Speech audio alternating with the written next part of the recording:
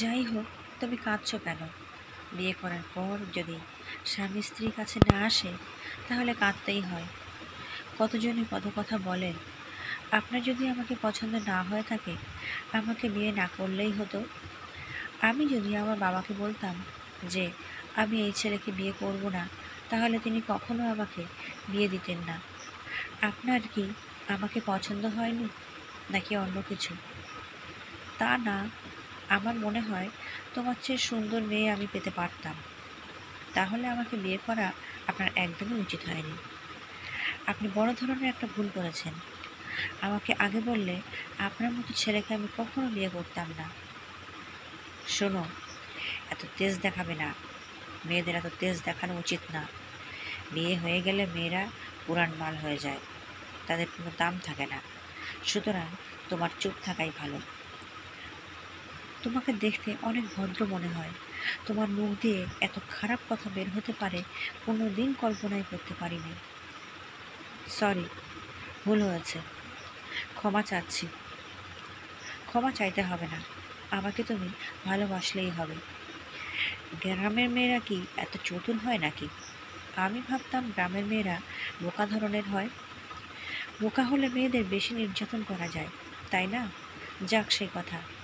আমাকে অত্যন্ত মানুষের নিকট খাট করে দিও না। মেয়েদের সবচেয়ে বড় অবলম্বন তার স্বামী। তুমি যদি আমাকে স্থান না দাও তাহলে আমাদের আর কোথাও জায়গা থাকে না। আসলাম পরের দিনই হাসি মুখে সবার কাছ থেকে বিদায় নিয়ে কর্মস্থলে চলে গেল। যাওয়ার আগে একটা সুখ স্মৃতি নিয়ে গেল। কিছুদিন যেতে না যেতেই মনে হতে থাকে রহিমা অনেক চমৎকার মেয়ে। তবুও কেন জানি মনে নাড়া দেয় রহিমার চেয়ে বেশি চমৎকার মেয়ে পেতে পারতাম। কর্মস্থলের ঘনিষ্ঠ বন্ধু লতিফের সাথে বিষয়টি নিয়ে আলোচনা করলে সে বলে, বিয়ে যখন করেই ফেলেছিস তাহলে এটা নিয়ে ভেবে লাভ কি? তাছাড়া সুন্দর কালো দিয়ে কি করবি? সবের রং একই। সুতরাং এত বাছবিচার না করে যা আছে তাই নিয়েই পড়ে থাক। বেশি চাইতে গেলে দেখবি সবচেয়ে খারাপ জিনিসটাই তোর কপালে পড়েছে। লতিফ মজা করে বলল, তুই তো আবার নতুন জিনিস ছাড়া কোনো কিছু ব্যবহার করিস না। বউ কি পুরান হয়ে গেল নাকি যে পাল্টাতে হবে? মনে কিছু নিস না, মজা করে বললাম। আসলামের লতিফের কথাটি মনে ধরল। লতিফ ঠিকই বলেছে। বিয়ে করেছে 4 মাস, এতদিনে নতুন বউ পুরনো হয়ে গেছে। তার ভালো না লাগারই কথা। এতদিন যে এই নিয়ে চিন্তা করেনি, এটা সবটাই রহিমার গুণে। রহিমা মন্ত্রগুণে তাকে ভুলিয়ে রেখেছে। হয়তো তার অবচেতন মন বারবার বলছে, বউ পুরান হয়ে গেছে, শীঘ্রই একটা ব্যবস্থা নিতে হবে। ছুটি নিয়ে বাড়িতে এসে বলতে লাগলো, বউ পুরাতন হয়ে গেছে, এই বউ নিয়ে আমি সংসার করতে পারবো না। এই কথা শুনে জমির উদ্দিনের হার্ট অ্যাটাক হলো।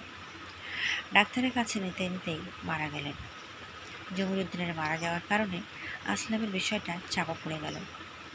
গায়ের মানুষেরা ঠিকই মজা করতে লাগলো। আসলামকে দেখলেই বলে, বউ পুরান হয়ে গেছে, নতুন একটা বিয়ে করো না কেন? এতদিন তুমি ব্যবহার করছো। আসলামের মনে বিষয়টি বারবার নাড়া দেয়। বাবা মরার কারণে বিষয়টি উত্থাপন করতে পারছে না। রহিমাও দেখা যাচ্ছে ভালো ব্যবহার করছে না। এদিকে নাকি রহিমার বাচ্চা হওয়ার সম্ভাবনা আছে। বাচ্চা না হতেই একটা ব্যবস্থা নেওয়া উচিত ছিল। বাচ্চা হয়ে গেলে বিপদ হতে পারে। বাচ্চা নিয়ে চিন্তা করতে করতে হঠাৎ করেই মা মারা গেল। বাবা মারা যাওয়ার পর মা আসলামের সাথে কোনো দিন কোনো কথা বলেনি। ছেলেকে নাকি তিনি অনেক বদদোয়া করে গেছেন। রহিমা অনেক দিন থেকেই ভাবছেন চলে যাবেন। যে স্বামী এই রকম বর্বর কথা বলতে পারে তার সাথে থাকার কোনো প্রশ্নই আসে না। না যাওয়ার পিছনে প্রধান যেই কারণ তা হচ্ছে বাবা মারা যাওয়ার পর মা অন্য পুরুষের সাথে চলে গেছে। যাওয়ার সময় যার সম্পদ ছিল সবই তিনি নিয়েছেন। রহিমার বাচ্চা হবে এই বিষয়টা আসলাম কোনো মতেই মেনে নিতে পারছে না। বাচ্চা হয়ে গেলে পুরাতন বউয়ের জালে যদি আটকা পড়ে যায়। রহিমা অবশ্য কিছু বলেনি, তবুও রহিমা অনেকবার ভেবেছিল বাচ্চাটাকে নষ্ট করে ফেলবে। এরকম স্বামীর ঘর কয়দিন করা যায় তার কোনো ঠিক ঠিকানা নেই। তার উপর যদি বাচ্চাটা আসে তাহলে তাকে কিভাবে লালন পালন করবে। কয়েকবার সাহস করে গিয়েও ফেরত এসেছে। বারবার মনে হচ্ছে একটা বোঝা শিশুকে হত্যা করতে যাচ্ছে, একটা বোবা শিশুকে হত্যা করতে যাচ্ছে, যে কোনো দোষ করেনি। আসলাম বাবার বিয়ে করে নতুন বউ নিয়ে বাড়িতে এলেন। রহিমা আগেই প্রস্তুত ছিল, সুতরাং তার কাছে বিষয়টি তেমন কিছুই মনে হয়নি। গ্রামের অনেকেই ছিছি করতে লাগলো। ছিছি করলেও কেউ বাধা দিতে এলো না। বউ পালতে পারলে বিয়ে করলে সমস্যা কী, এরকম মনোভাব অনেকেরই কাজ করে।